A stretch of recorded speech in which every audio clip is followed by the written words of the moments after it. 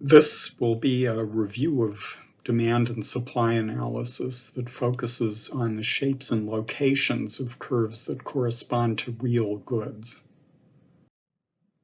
A point on any graph represents two numbers, the height and this horizontal distance to the vertical axis.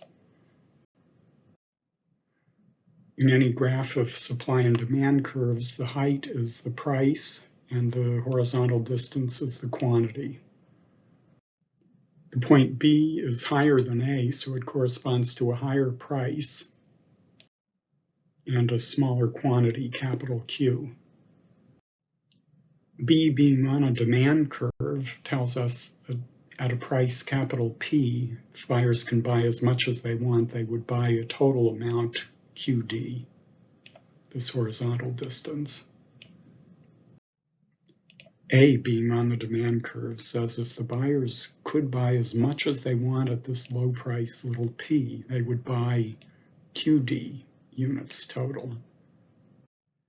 Here are estimates of demand and supply curves for fresh sweet corn during the August and September harvest weeks in the retail market where grocery stores and farmers sell to consumers.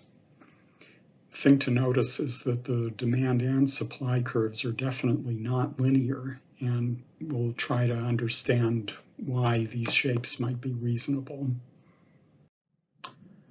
We could ask why those curves are probably better representations than these linear curves, and especially for this supply curve, why a linear supply curve through the origin almost never is a good representation of supply in any real market.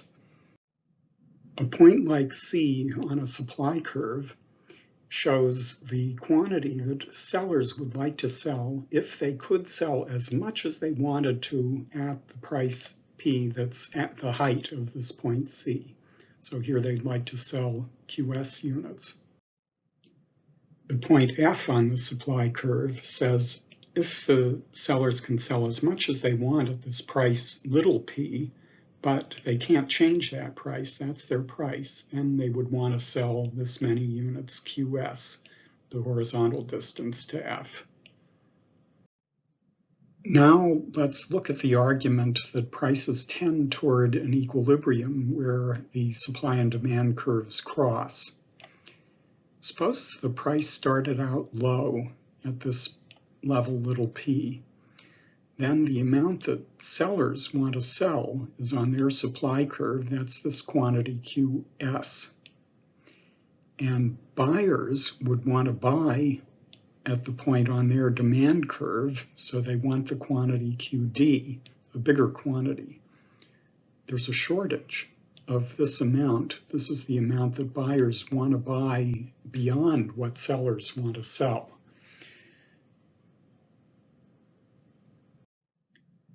When that happens in the housing market, sometimes a buyer will offer a price higher than what the seller asked for. And even if that doesn't happen, sellers who see that they've got customers who aren't getting served could charge a higher price and sell what they want at that higher price. So the average price tends to rise. If the price starts out high at capital P, then the buyers want to locate on their demand curve and buy QD units, and the sellers want to sell a larger amount, locate at C, and sell QS. That means that there's a surplus if the sellers have all these extra units that they would like to sell at price P. So some of them have an incentive to lower the price a little bit and sell some of those units. That happens especially if they're small relative to the size of the market, and we see this in the car market right now. There are few manufacturers who are each selling a large share of the total output, and they haven't changed their list prices. But there are lots of retail sellers, car lots that are selling to consumers, and they actually have lowered the prices or effective prices by charging zero interest or giving other special deals. If the price starts out low, it tends to rise. If the price starts out high, it tends to fall. There's a surplus. And so what does it tend toward? This PC price level where supply and demand curves cross. That's where the quantity that buyers want to buy is the same as the quantity sellers want to sell. So there's no pressure for prices to change. I argued that if the price starts out high above the competitive equilibrium level, there's a tendency for it to fall if the sellers are small relative to the size of the market. They're selling a small share of the total amount that's sold. But why does it matter if they're big or small? I'd like for you to try to think about that. Any idea that you have, write down. Writing is really important as a supplement to just thinking about it. So please stop the slides and write something about why the size matters when the price is above the competitive equilibrium.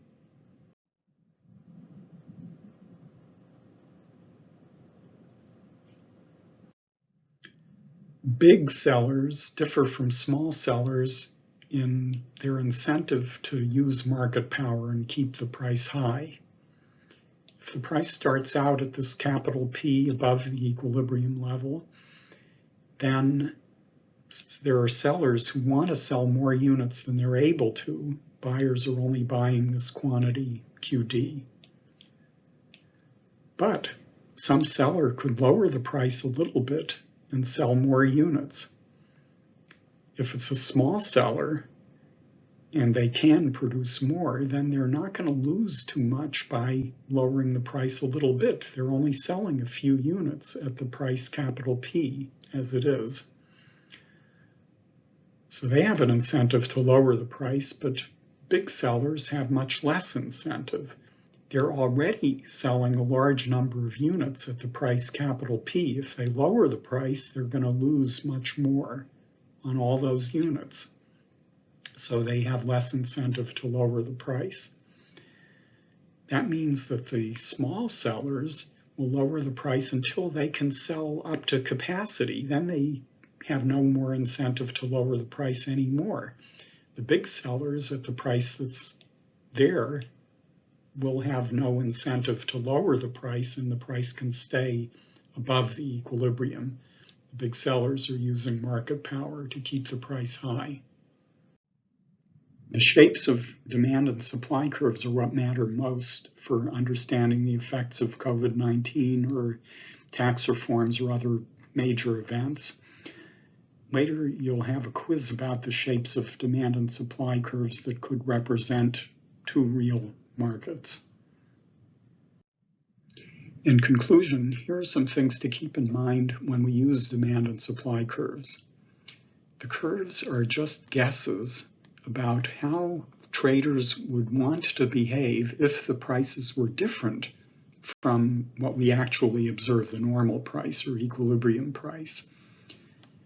We're focusing on a single fixed specified period of time and a single fixed price during that period of time. So the model, now that fixed price could be different. It could be high or low. We look at all these different prices, but for each price, we're imagining it to stay constant during the specified period.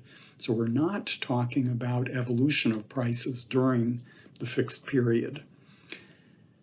The price in the model corresponds to an average of prices for units that are typically a little bit different in any real market.